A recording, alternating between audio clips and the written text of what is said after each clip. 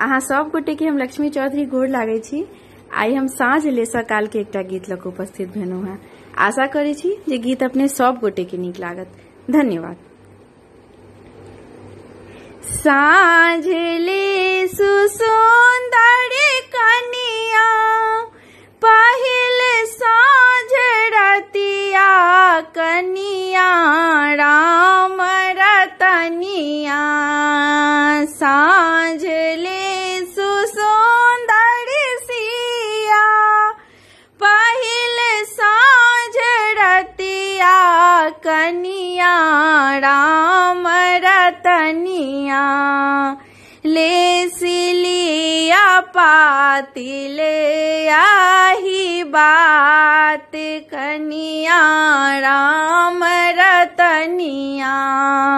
ले सिलिया पातिल आही बात कनिया राम रतनिया। सोने के दीप सिया पटे सूत बाती कनिया राम रतनिया। घीवेले सुदियरा साँझ कनिया राम रतनिया। घीवे मेले सुदियरा साँझ कनिया राम रतनिया। जहु मुख इजोत सिया स्वर्ग में ज्योति कनिया राम रतनिया। चहु मुख इजोत सिया स्वर्गम ज्योति कनिया राम रतनिया। कोहबर चमकैया नहु नहु भोर कनिया राम रतनिया।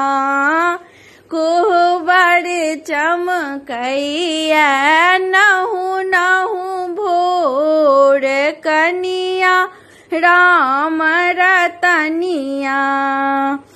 चकमक दियरा जरे घर आंगन माँ कनिया राम रतनिया। चकमक दियरा जरे घर आंगन माँ कनिया राम रतनिया।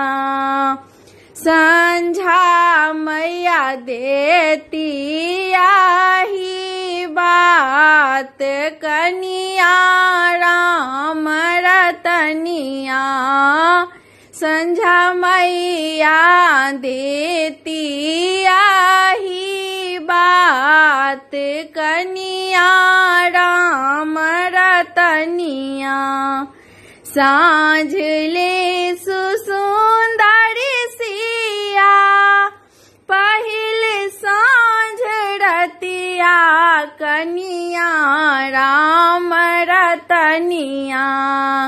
ले सिलिया पातिल आही बात कनिया राम रतनिया। ले सिलिया पातिल आही बात कनिया राम रतनिया।